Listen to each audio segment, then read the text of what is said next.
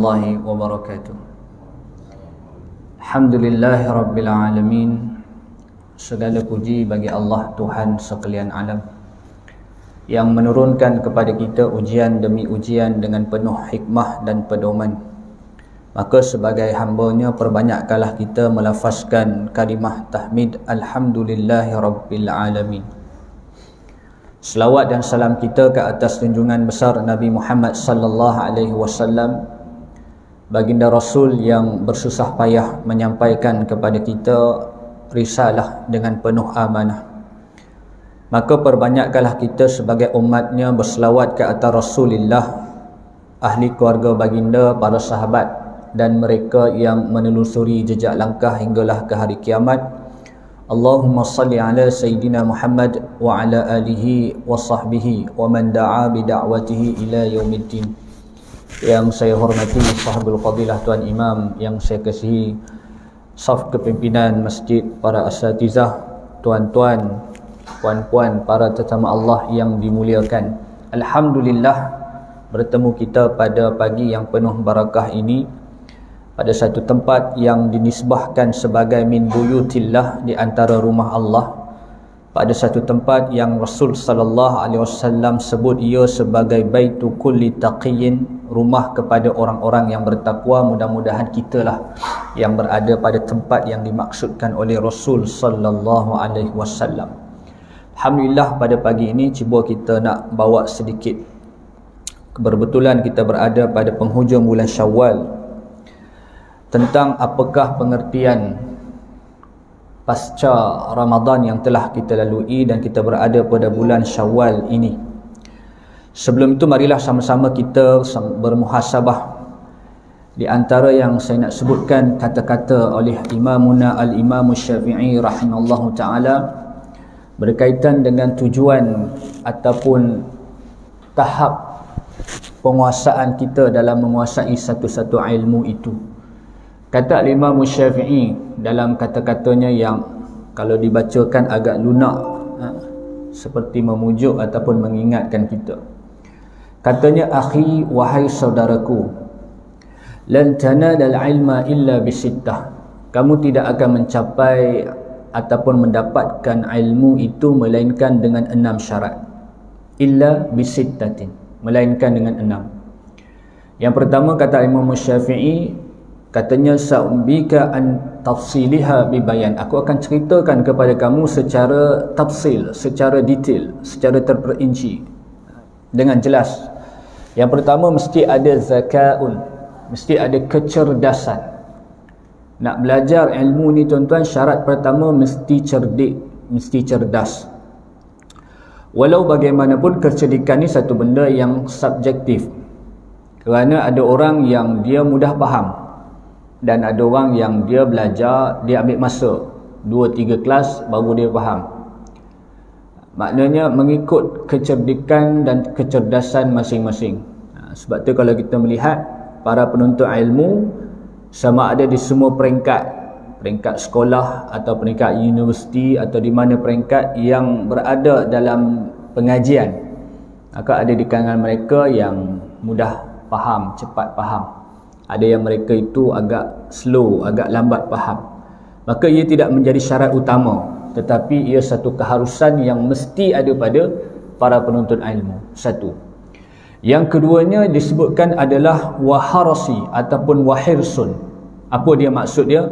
Iaitu mestilah bercita-cita. Seorang yang nak menuntut ilmu, yang mencari ilmu, pemburu ilmu, mestilah ada cita-cita ataupun sifat tamak dahagakan ilmu. Tak cukup dengan satu pengajian tuan-tuan, dia akan cari pengajian yang lain.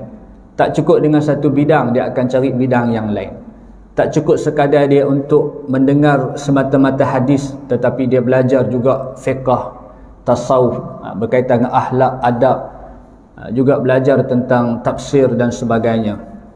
Itu dahagakan kepada ilmu. Dia tak mau cukup lebih daripada satu, dia akan berusaha untuk mendapatkan lebih daripada itu. 2. Yang ketiganya kata Imam Syafi'i, mesti ada ijtihadun, mesti ada kesungguhan dan disusul oleh istibar, mesti ada kesabaran.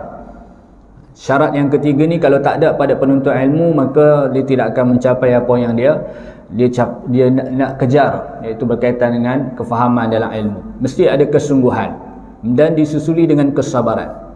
Contoh paling mudah, ibaratnya kalau satu orang menanam pokok buah. Dia tanam pokok buah, makan masa tahun jugalah baru nak berbuah buah tu kan, dibajanya, dicantasnya dan sebagainya, dan sampai masanya belum tentu lagi buah tu dapat kat dia. Mungkin buah tu dia terlalu masak, jadi dia menjadi rosak, ataupun buah itu menjadi habuan kepada haiwan-haiwan yang lain, burung ke, tupai ke. Maknanya dalam pengajian ilmu ni, sama ada semua peringkat, kita kebanyakan kita telah melalui pengajian secara formal tu, telah berlalu. Mungkin dah belajar di sekolah, di madrasah, di universiti. Itu zaman kita telah berlalu. Tetapi tidak berhenti setakat itu. Kita masih lagi mencari dan mendalami ilmu, khususnya berkaitan dengan ilmu agama kita. Mesti ada kesungguhan tu. Kemudian yang keempatnya, kata Imam Syafi'i, wa bulghatun, dan mestilah dia ada modal ataupun ada kos untuk dia nak dapatkan satu ilmu. Contoh dia, kalau kita daripada peringkat bawah, kalau anak-anak kita sekolah lagi, masih lagi di universiti, kadang dia kata, ayah kata nak duit, nak buat apa, nak beli buku. Okey, kita sebagai mak ayah, kita jangan berkira.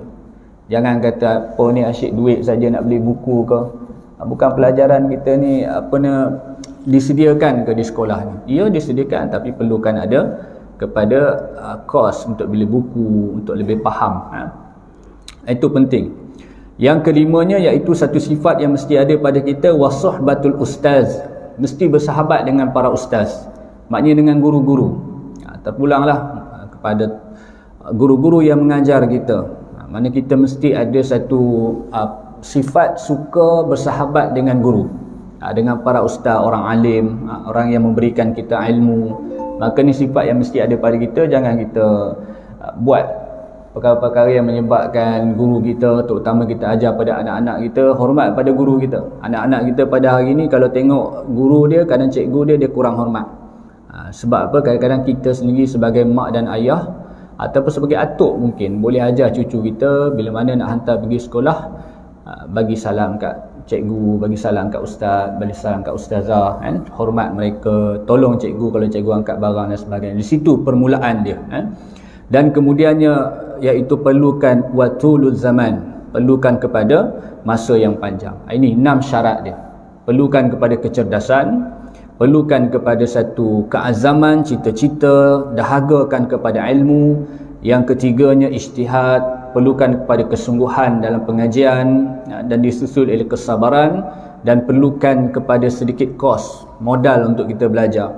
Kalau di masjid ni tak ada modal lah, bawa sejadah je kan. Tapi kalau kita nak tambahkan profesionalisme kita, kadang-kadang kita pergi seminar, kita pergi pengajian yang berbentuk daurah, ada kosnya, ada komitmen fee-nya, so kita bayar je lah. Ini maknanya jangan berkira, kenapa anjuran pihak ni kena bayar RM10 je pun, nak bagi makan tengah hari, makan waktu rehat ke 10. Kat situ mesti ada dalam diri kita. Ini pengorbanan kita.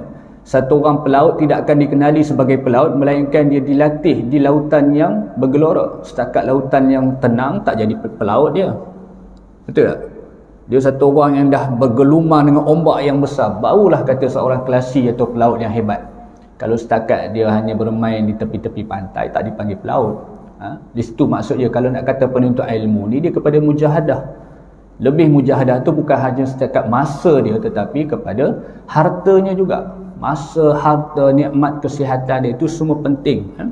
Dan kemudian wabulghatin, dan itu sebutkan tadi, dan kemudian wasahbatul ustaz. Setelah semua kita lalui itu, kita mesti ada satu sifat, suka mendampingi orang yang mengajar kita, suka mendampingi guru-guru kita. Semua peringkat, terpulanglah. Kalau bidang kita mengajar ilmu dari segi undang-undang, maka kita ada sifu, kita ada guru kita, dampingi mereka. Kalau kita belajar dari segi sudut agama, maka kita dampingi orang yang mengajar kita ilmu agama, yang membetulkan bacaan Al-Quran kita, yang membetulkan asas fardu ain kita, yang membetulkan amali solat kita, itu guru kita. Para ulama salafus salih terdahulu sangat hormat kepada guru mereka. Hatta mereka hanya mengajar tentang nak tahu apa beza di antara anjing jantan dan anjing betina, itu pun dianggap sebagai guru. Apatah lagi dengan pengajian yang cukup sempurna bagi kita. Dan kemudian yang akhirnya, kesemuanya itu tidak boleh selesai dalam sekelip mata, tidak boleh selesai dalam 1 jam, tak boleh selesai dalam seminggu, sebulan sekali. Ianya perlu kepada masa yang panjang. 6 syarat ini, kata Imam Syafi'i, aku terangkan kepada kamu secara tafsil. Maka kita kena ikutlah. Maknanya selama ni kalau kita duduk mana-mana pengajian, makin lama makin tak faham, makin lama makin tak dapat keberkatan ilmu, tak dapat dipahami, tak dapat diamalkan, tak dapat pula disampaikan. Maknanya mungkin satu daripada syarat-syarat tersebut tidak kita penuhi. Mudah-mudahan. Sebab tu kita minta kepada Allah Ta'ala seperti mana Nabi SAW sebut, man yuridillah bihi khairan yufaqih fiddin. Siapa yang Allah nak kehendaki kebaikan ke atas dirinya, maka Allah akan berikan kefahaman agama. Rupanya untuk menjadi satu orang yang mendapat kebaikan dalam kehidupan dia, ialah Allah bagi kepada dia kefahaman dalam agama dia. Dia faham tentang agama dia. Sebab tu setiap daripada kita sebenarnya Allah dah bagi hidayah dah. Setiap daripada kita Allah dah campakkan hidayah paling besar adalah nikmat iman. Cuma nak minta kekuatan ataupun taufik. Taufik ni disebutkan sebagai kekuatan untuk mendorong kita melakukan amal soleh. Kadang-kadang bukan kita tak boleh buat benda tu. Nak datang ke masjid, dah siap-siap, dah mandi-mandi, dah wangi-wangi, jubah pun baru, tiba-tiba anak cucu kita balik rumah, maka taufik tu tak sampai pada kita. Kekuatan tu tak sampai, tak dapatlah kita datang. Macam itulah selalunya. Kadang-kadang ada saja benda yang sebenarnya pilihan kita. Sebab tu Dr. Ramadan Al-Buti dia buat satu kitab. Nama kitab dia Al-Insan Bainal Musayyar wal Mukhayyar. Manusia ini di antara takdir yang telah diperjalankan dan takdir yang ada pilihan kepada manusia. Takdir yang telah ditentukan manusia tak berhak, yang musayyar, yang telah Allah perjalankan manusia tak berhak nak memilih. Kita tak berhak memilih untuk kita dilahirkan di bumi mana, tuan-tuan. Kita tak berhak, kita ni bangsa apa, bukan ketentuan kita, bukan pilihan kita. Lahir-lahir kita bangsa Cina, itu mana kita tahu. Allah dah tentukan, bukan pilihan kita nak pilih bangsa, tidak. Ini semua ketentuan yang tidak boleh kita pilih. Al-Musayyar, yang telah Allah perjalankan dalam hidup kita. Bila kita lahir, daripada rahim perempuan mana kita dikeluarkan. Kalau ibu kita nama Fatimah lah kita dilahirkan, tak boleh perempuan lain. Dan yang keduanya Al-Mukhayyar, iaitu boleh kita pilih. Maknanya Allah dah bagi hidayah kepada kita, terpulang kepada kita untuk kita memilih ataupun tidak. Untuk kita hadir ke majlis ilmu, untuk kita hadir mengimarahkan min buyutillah, di antara rumah-rumah Allah, untuk kita buat kebajikan, bantu orang, sedekah dan sebagainya.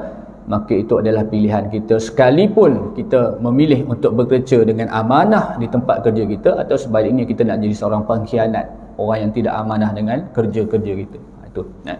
Baik, sebab itu kalau kita melihat pada pagi ini, cuba sama-sama kita tadabbur satu ayat. Allah Subhanahu Wa Taala sebut dalam suratul Baqarah, surah Baqarah ayat 185. Pada ayat ini satu ayat yang panjang, di mana dimulakan Allah sebut tentang kewajipan berpuasa, satu. Yang keduanya Allah menyebutkan tentang adanya turunnya Al-Quran pada bulan Ramadan. Yang ketiga, pada ayat surah Al-Baqarah ayat 185, Allah meletakkan dan memberikan rukhsah ataupun keringanan kepada orang yang marad, orang yang sakit ataupun orang yang dalam musafir, untuk mendapat rukhsah ataupun keringanan untuk dia tidak berpuasa. Sebab tu Allah tutup dengan ayat yuridullah bikumul yusra wala yuridu bikumul usra. Aku hendaki kamu mudah, tak mau kamu susah. Kata Allah Ta'ala pada hujung ayat tu, walitukmilul iddata walitukabbirullaha ala ma hadakum wala'allakum tashkurun. Sadaqallahul azim. Ini kata Allah Ta'ala. Untuk apa? Yang pertama sekali, walitukmilul iddata, untuk kamu sempurnakan bilangan hari puasa kamu. Sebab tu kalau kita rujuk kepada tafsir, di antaranya tafsir Ibn Kathir, juga disebut di dalam tafsir Al-Qurtubi, At-Tabari, menyebutkan maksud kalimah walitukmilul iddata yang pertama sekali adalah supaya sesiapa yang batal puasanya, maka gantikan bilangan hari yang dia tinggalkan. Faham tak tu? Nombor satu. Siapa yang batal puasanya dalam bulan Ramadan, maka gantikan puasanya. Berapa hari dia tinggal, maka itulah digantikan selepas 1 Syawal. Sebab tu ini tuntutan yang pertama. Dan kelebihan pada bulan Syawal untuk diganti kepada, terutamanya kepada ibu-ibu kita, kaum muslimat kita, sebab mereka mengqadakkan solat mereka, mengqadakkan puasa mereka, dan pada masa sama mereka boleh mendapat pahala sunat berpuasa pada bulan Syawal. Ini satu kelebihan yang kita sedar tak sedar tetapi dapat pada kaum ibu. Bagi orang lelaki yang tidak banyak keuzurannya melainkan apa yang telah diiktiraf oleh syarak, seperti mana musafir, seperti mana dia sakit, masuk dalam wad 2-3 hari, tak dia berdegil nak puasa juga, doktor kata makan, kena makan, dia tetap degil nak puasa sampai doktor kena angkat suara, maka dia kena makan jugalah. Jangan degil sangat tuan-tuan, sebab doktor tahu kita sakit takat mana. Kadang-kadang kita rasa sayang nak buka puasa kita, tetapi dari segi kesihatan mudarat yang lebih besar, maka buka puasa, nanti ganti. Yang keduanya, walitukminul iddata ni, Allah Subhanahu wa taala akan menyempurnakan pahala puasa kita sekalipun tak lengkap bilangan harinya, sama ada 29 hari ataupun 30 hari. Ini bilangan dalam bulan dalam Islam, hari-hari dalam bulan dalam Islam. Kadang-kadang kita melalui 29 hari, kadang-kadang kita melalui 30 hari. Hatta kalau kita melihat dalam bulan Ramadan, Rasul SAW berpuasa kadang-kadang 29 hari dan kadang-kadang lengkap 30 hari. Dan ini berlaku sepanjang 9 kali Nabi bertemu dengan Ramadan. Kerana Ramadan syariatnya 2 hijrah, Nabi wafat 11 hijrah, maka pada 10 hijrah itu adalah Ramadan terakhir kepada Rasulullah. Daripada 9 kali pertemuan Nabi dengan Ramadan, para ulama di antaranya ahli astronomi membuat kajian secara detail, secara terperinci, mendapati bahawa daripada 9 pertemuan itu, 6 kali Rasulullah SAW berpuasa selama 29 hari. Dan selebihnya 3 tahun itu Nabi SAW berpuasa sepanjang ataupun selama 30 hari. Maka ini ada contoh dalam kehidupan Rasul SAW. Maka persoalan pada hari ini, sama 29 hari, 30 hari, sama ada mengira hisap kita itu jatuh hari raya pada hari tersebut ataupun melihat kepada hilal itu lebih utama, maka ini balik kepada persoalan iman kita. Tuan-tuan kalau masih ingat lagi, pada awal Syawal kita, di akhir Ramadan tu kita agak terkejut. Sampai orang kata raya tahun ni raya yang agak pelik. Padahal tak adalah pelik mana pun. Cuma mutakhir, lama kita berpegang pada kiraan hisab. Sedangkan sebenarnya kita kena tengok kepada ru'yah hilal itu, melihat pada anak bulan. Maka di sini balik kepada persoalan iman kita. Sebab kita bila berlaku perkara-perkara yang kita tak duga ni, kita kebanyakan menyalahkan sesama manusia. Kita menyalahkan pejabat agama lah, kita menyalahkan ulama-ulama falak, kita menyalahkan orang-orang tertentu. Sedangkan kalau kita melihat hakikat penentuan Syawal itu, terutamanya iaitu penentuan Aidul Fitri itu, adalah balik kepada soalan iman kita. 29 hari atau 30 hari itu adalah ketentuan Allah. Kerana Allah yang mengangkat matahari dan Allah juga yang membenamkan matahari. Ni saat gini fajar 7:01 ni, syuruk ini matahari naik, itu adalah ketentuan daripada Allah, bukan perancangan manusia. Manusia merancang, menulis 7:01, tetapi yang tentukan Allah. Kalau tak naik 7:01, tak 7:01 tak naik. Macam itulah juga saat gini maghrib atau maghrib semalam tu, yang menenggelamkan, yang membenamkan matahari itu siapa? Allah. Macam itulah juga yang menampakkan anak bulan hilal itu adalah Allah. Yang mengaburkan pandangan manusia yang tidak nampak anak bulan itu juga adalah Allah. Maka persoalannya kita nak teori siapa? Kita nak tanya siapa? Kita nak salahkan manusia? Sebenarnya ia adalah berbalik kepada persoalan iman kita. Kerana Allah Subhanahu Wa Taala bagi tahu kepada Nabi sallallahu alaihi wasallam dalam satu firman-Nya, kata Allah Taala, "Qul kullun min indillah." Wahai Muhammad, katakan semua yang berlaku, baik ataupun buruk, suka ataupun tidak suka, dalam perancangan manusia ataupun bukan dalam perancangan manusia, yang dihajatkan, yang ditunggukan atau bukan yang dinanti-nantikan, kullun, semuanya, kata Allah Ta'ala, min indillah, daripada sisi Allah Subhanahu Wa Ta'ala. Sebab tu ini soal iman sebenarnya. Setiap Muslim yang mukallaf wajib beriman pada perkara ini. Sebab tu pengajaran Syawal yang lepas kita jadikan ia sebagai satu yang dikatakan satu panduan kepada kita. Apa sahaja yang berlaku selepas ini dalam kehidupan kita, yakinlah dan berimanlah Allah yang menentukan. Manusia merancang, manusia membuat perkiraan, manusia ada alat untuk menentukan, tetapi perancangan dan perkiraan Allah itu mengatasi perancangan dan perkiraan manusia. Itu yang kedua. Kemudian Allah sebut pada ayat ataupun kalimah yang seterusnya, walitukmilul iddata walitukabbirullaha. Setelah kamu sempurnakan, menggantikan bilangan puasa yang kamu tinggalkan, dan kemudian Allah akan sempurnakan puasa kamu. Kalau kita masih ingat lagi 2 tahun yang lepas, kita dalam keadaan berpuasa dalam musim Covid.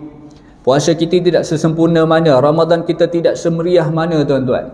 Tidak sempurna seperti mana kita dapat hadir berjemaah tarawih beramai-ramai. Kita sembahyang di rumah.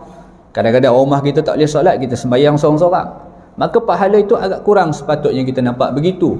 Tetapi pada hal ini Allah Ta'ala akan sempurnakan pahala kita, kerana adanya halangan, adanya mudarat yang diiktiraf oleh syarak. Sebab tu perbahasan ulama', contohnya dalam bab solat Jumaat, tak dapat solat Jumaat kerana ada sebab-sebab yang tertentu. Ada musibah, ada penyakit, ada wabak yang melanda, dia tak dapat datang ke masjid, masjid ditutup dan sebagainya. Dan ketika itu antaranya Al-Imam Nawawi kata, orang yang sebelum itu dia istiqamah, dia tidak pernah meninggalkan, ataupun dalam erti kata dia sentiasa melazimi untuk solat berjemaah, maka kalau ada halangan yang dibenarkan, dia tetap mendapat pahala solat tersebut berjemaah. Ini dibahaskan oleh para ulama. Maka tafsiran yang disebutkan tadi, Allah akan sempurnakan pahala puasa kita tuan-tuan. Maka Ramadan kita itu segala jenis ibadah yang tak dapat kita tunaikan, Allah akan sempurnakan. Ini janji Allah Ta'ala. Kita sebut dalam takbir kita, wa nasara abdah, dialah wa izza jundahu. Kita kata pada Allah Ta'ala, Allah yang memberikan pertolongan kepada hambanya, dan Allah tidak memungkiri janjinya, Allah yang menepati janjinya. Walitukabbirullaha, ayat yang seterusnya, kalimah yang seterusnya, untuk kamu membesarkan Allah Ta'ala. Maksud tafsirannya dalam tafsir Ibn Katsir menyebutkan, ia adalah syariat takbir pada hari raya. Takbir pada hari raya. Dalam mazhab kita, mazhab Syafi'i, kalau bertakbir itu sunnahnya bila? Sunnahnya itu apabila masuknya maghrib, iaitu pada akhir Ramadan. Terbenam matahari, masuk maghrib itu, maka esoknya Syawal, pada malam itulah disunnahkan untuk bertakbir. Sehingga bila? Sehingga khatib naik atas mimbar. Ini dalam mazhab kita, dan kita amalkan, betul tak? Kita amalkan. Saya baru ni balik raya tuan-tuan, serupalah semua yang kita pun tidaklah sangka keadaan itu berlaku kan. Jadi dalam perjalanan tu, daripada Semenyih sampai ke Alustar tuan-tuan, daripada 9 pagi sampai, saya ingat pukul 7 lebih nak buka puasa, tiba-tiba saya tengok handphone saya ni ada miss call, 2 miss call. Yang miss call saya ni Tok Bilal Surau. Saya pun heranlah, apa sebenarnya dia nak ni pukul 8 malam ni kan, jarang lah. Biasanya tak pernah lah dia miss call pukul 7, pukul 8 ni kan. Jadi saya telefon balik, rupanya dia nak bagi tahu saya esok raya. Dia nak bagi tahu saya esok raya. Saya pun tak tahu kan, sebab dia duduk dalam kereta. Jadi bila dia kata esok raya, kalau confirm, dia kata confirm dah. Cuma dia nak tanya apa, ustaz, boleh tak takbir raya sekarang? Tu dia tanya. Punya jauh dia tanya tuan-tuan, daripada Semenyih dia pergi tanya orang Pendang. Macam tak ada orang Semenyih nak ditanya kan. Tapi baguslah, maknanya tu kita bersahabat sesama kita kan.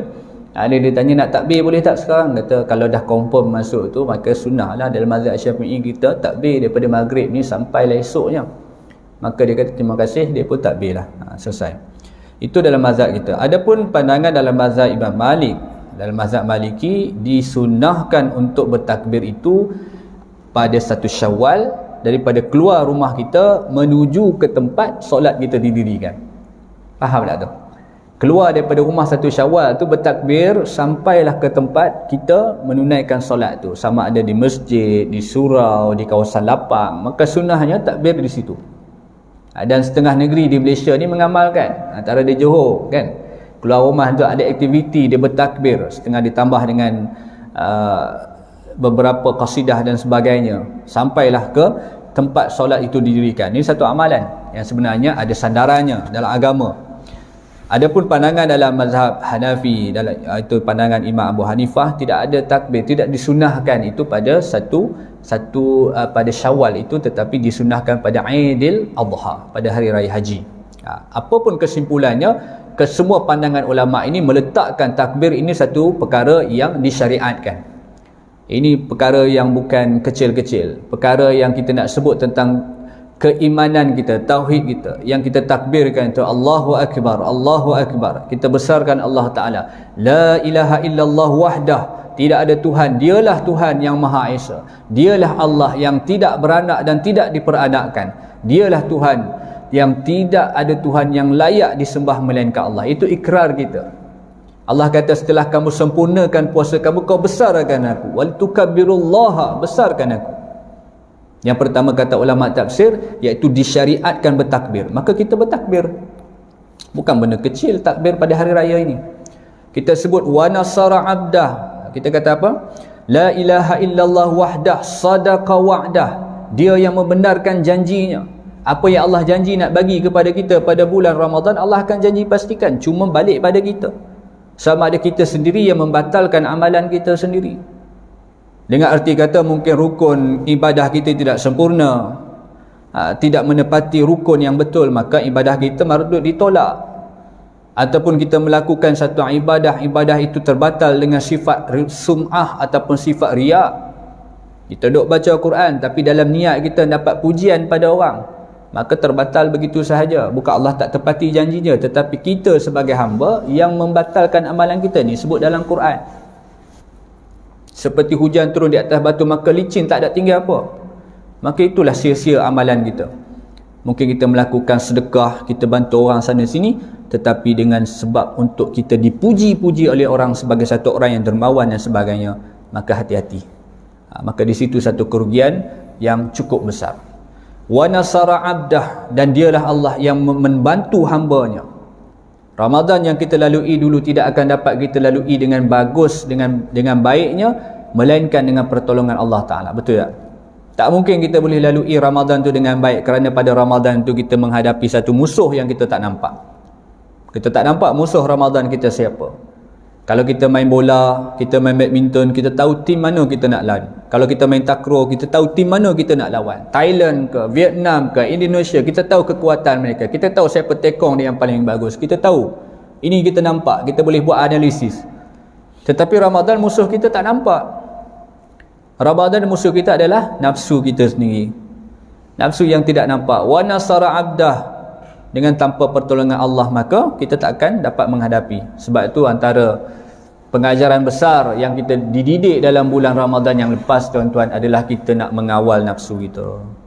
Kita tidak boleh menghilangkan nafsu kita, sikit pun tak boleh hilang. Dan bukan nama manusia kalau tak ada nafsu.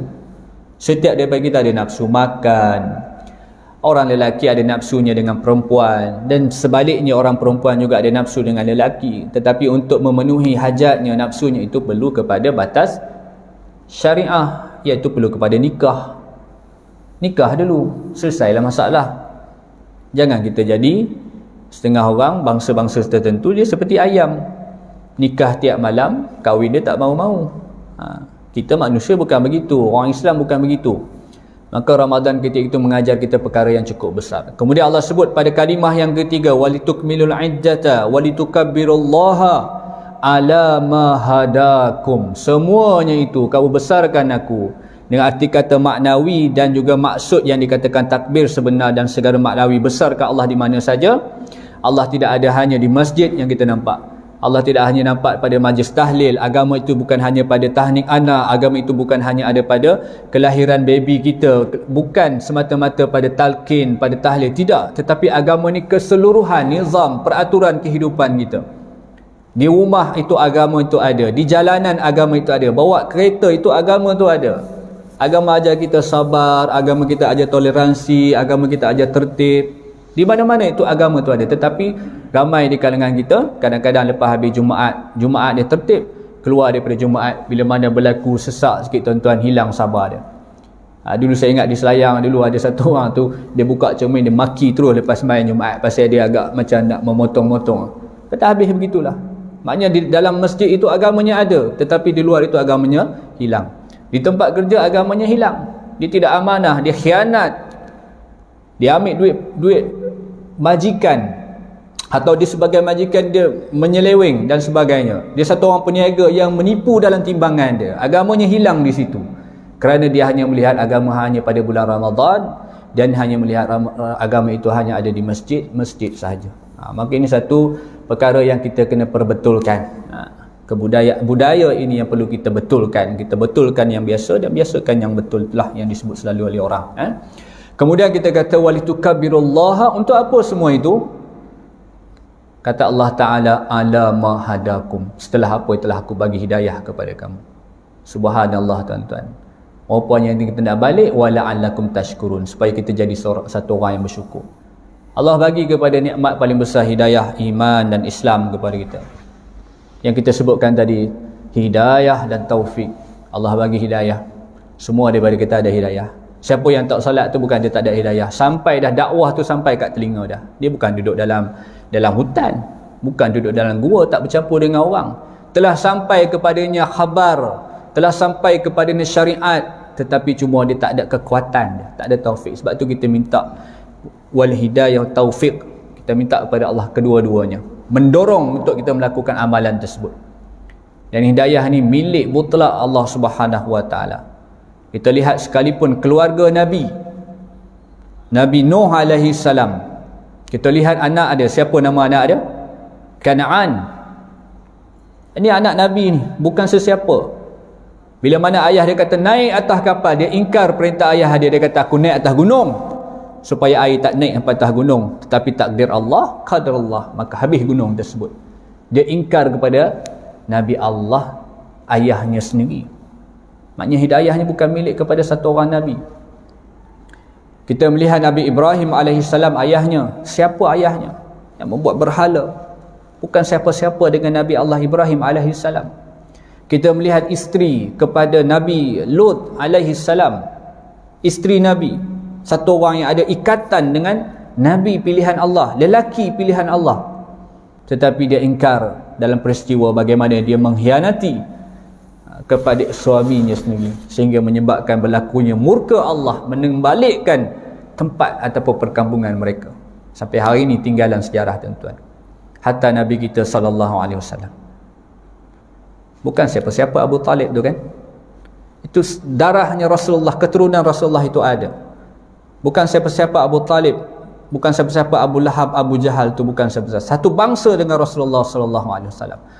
Melihat mukjizat Nabi dengan matanya sendiri, melihat bagaimana awan menaungi Rasulullah ketika berjalan, mendengar sendiri kalam yang keluar daripada lisan Rasulullah SAW, bertentang mata, berdepan dengan Rasulullah SAW, tetapi Allah tak campakkan hidayah, maka dia tak dapat hidayah. Sebab Allah kata innaka la tahdi man ahbabta walakinnallaha yahdi man yasha.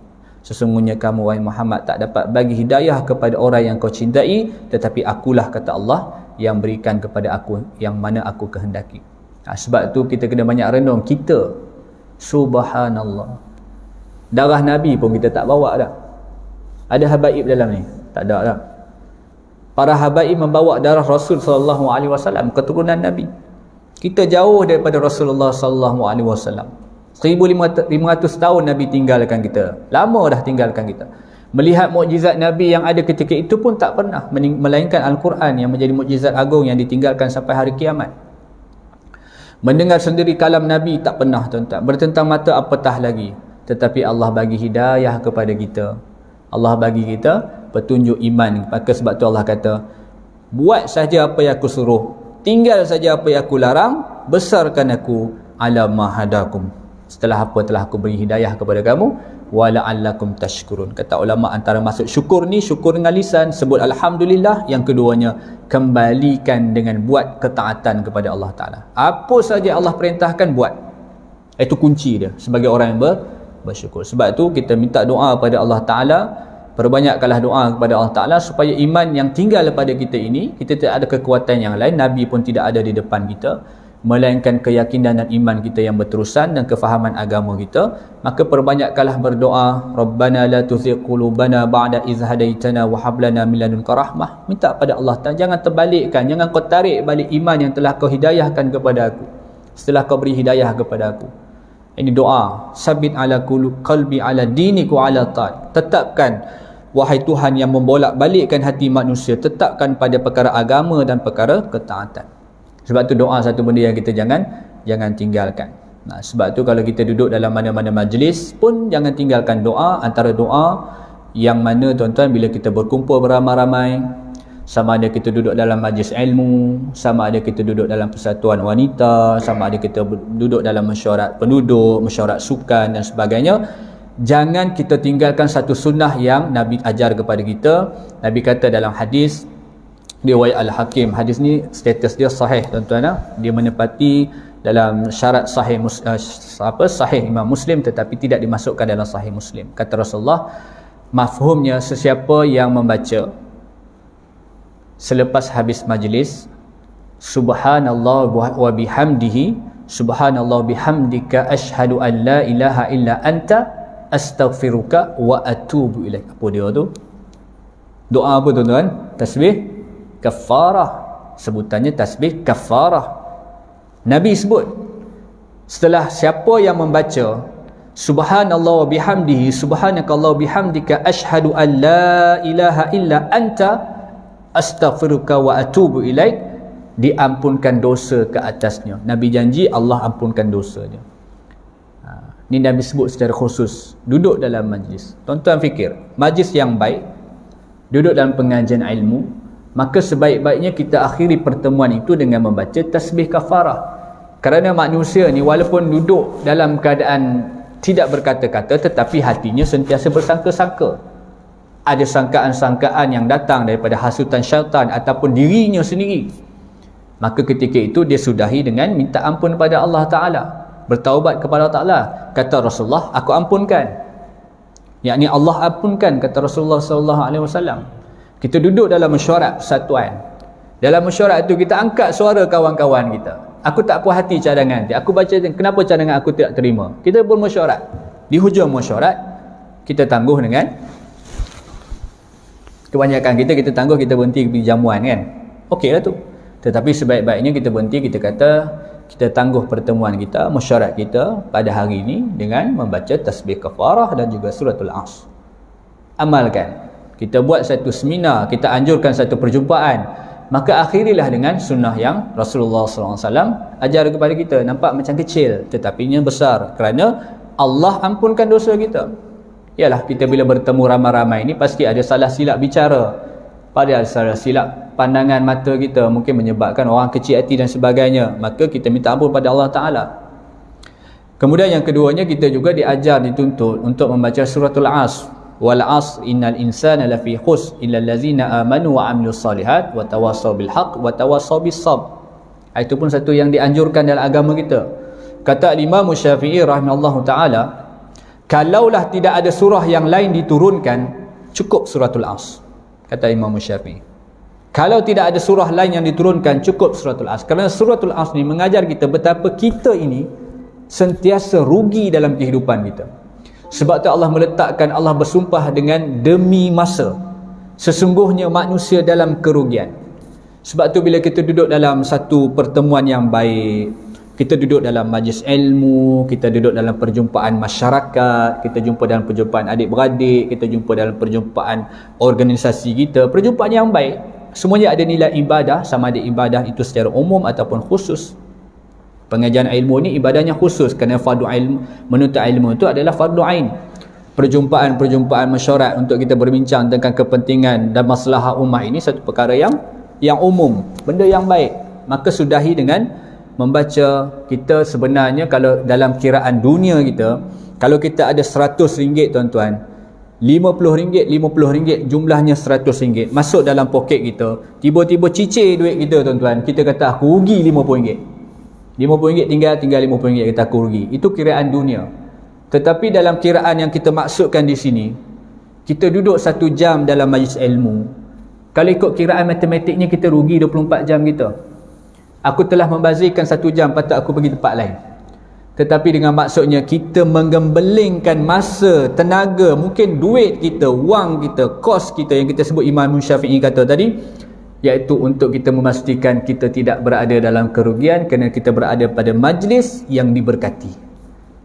Ini maksud dia. Kita memerah seperti mana wal asri ini, ia satu perkara yang kadang ulama dia kiaskan dengan asir, perahan yang manis, buahan tu. Dia memerah buah itu untuk menghasilkan hasil yang manis.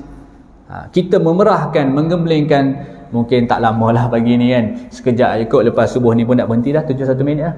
Kita duduk sekejap aja, menggemblengkan masa kita. Orang lain dah pergi mengetih dah tuan-tuan. Orang lain dah appointment dah ada dah tempat ni. Kita masih lagi spend masa sekejap. Maksudnya masa kita 40 minit ni, subhanallah. Sebab tu di hujung majlis kita kata wal asri, demi masa sesungguhnya manusia di dalam kerugian, illal ladzina amanu wa amilus solihat, kecuali orang yang beriman dan beramal soleh, wa tawassaw bil haq, berpesan-pesan dengan kebenaran, wa tawassaw bis sabr, berpesan-pesan dengan kesabaran. Sebab tu kita dianjurkan untuk baca dua ni, tasbih kafarah dan juga baca suratul asr.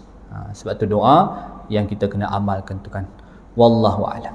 Mudah-mudahan dalam pertemuan kita akan datang kita akan cuba kupas lagi berkaitan dengan signifikan berdoa ni tuan-tuan. Kalau kita melihat banyak tempat, saya nak sebut antaranya sebabkan ini masjid, ketika mana kita solat Jumaat, antara perkara yang kita tak boleh buat, kita tak boleh buat lah. Antara perkara yang kita dilarang buat, kita kena jaga. Contohnya ketika mana kita duduk dalam masjid, ketika mana khutbah sedang disampaikan, maka dalam mazhab kita, mazhab Syafi'i, tak boleh bercakap-cakap. Kita ni sunnah diam. Dalam mazhab Syafi'i, qaul jadid dalam mazhab kita adalah sunnah itu diam tu disunnahkan. Untuk imam kita duduk atas ni, jemaah ni sunnah diam. Adapun qaul qadim dalam mazhab kita sendiri, ataupun pandangan dalam mazhab yang lain seperti mazhab Imam Abu Hanifah, Al-Auza'i, Imam Malik, mereka wajib diam, wajib. Sebab tu orang kita, masyarakat kita kadang-kadang duduk sembang kan, sebab dia kata perkara sunnah diam. Tetapi ulama memperincikan, dia diam itu dengan arti kata sunnah diam, tetapi tak boleh kita cakap perkataan-perkataan yang tidak ada hajat. Kalau khatib naik atas mimbar, dekat jemaah tu ada satu binatang melata tuan-tuan, agak berbisa binatang tu, maka boleh dia bercakap. Untuk dia menegah hajat itu, dia boleh. Macam mana Nabi buat kepada jemaah yang baru datang, tiba-tiba dia duduk, Nabi kata, kamu dah as-sallaita, kau dah semayang? Nabi tanya dia, kata dia, la. Dia jawab, itu perkataan yang ada hajat, yang dibenarkan. Nabi kata, kum fasalli rak'atain, bangun dan semayang 2 rakaat. Nabi arahkan. Mana boleh? Yang ada hajat. Yang keduanya, iaitu bukan perkataan manusia yang sia-sia tuan-tuan. Sebab tu bila mana kita duduk dalam khutbah, antara yang diharuskan kita boleh bercakap itu, antara waktu dan perkataan yang boleh kita cakap tu banyak. Contoh dia, sebelum khatib di atas mimbar itu masih diharuskan berkata-kata lagi. Bila mana khatib duduk antara dua khutbah juga, harus juga berkata-kata. Sebab tu setengah negeri, tok-tok Bilal kita, dia baca doa. Orang lain pun doa amin lah. Setengah tempat kita, amalan kita, antara dua khutbah tu diam saja. Itu waktu yang paling mustajab doa. Tok Bilal tadi pun doa juga, cuma dia doakan, kita aminkan. Cuma dalam masyarakat kita, ini yang bagusnya, kita doa sendiri. Doalah apa kita nak, kerana Nabi sebut dalam hadis, itulah waktu yang paling mustajab pada hari Jumaat, antara dua khutbah. Maka ada keadaan dibenarkan. Setelah habis khutbah juga dibenarkan berkata-kata. Sebab tu kita yang duk kawal trafik dalam masjid ni kan, waktu kita sesak dan masuk kan, nak bagi penuh dalam tu, maka sebaik-baiknya pilih waktu-waktu yang kita diharuskan. Sebelum khutbah dimulakan, kita bagi arahan yang agak jelas. Kemudian bila khutbah sedang dijalankan, kalau tidak betul-betul tidak ada hajat, maka tak perlu. Selepas tu kita boleh susun dan sebagainya. Maknanya bila nak susun solat tu, selepas habis khutbah tu, boleh kita arahkan supaya rapat dan sebagainya. Itu maksud dia. Dan satu saya nak sebutkan, bila mana satu orang bersin, antara doa yang disunahkan, kita doakan dia kan, yarhamkallah. Kita doakan dia, yarhamkallah. Tapi ulama letak syarat. Ni saya sebut dalam ulama mazhab lah, ulama dalam mazhab kita, mazhab Syafi'i. Bila mana satu orang bersin, kita disunahkan untuk doakan dia, yarhamkallah, dengan 3 syarat. Yang pertamanya, dia bersin, dia mesti puji Allah Ta'ala dulu. Maknanya apa? Bila bersin ni, dia kena sebut Alhamdulillah. Sebut.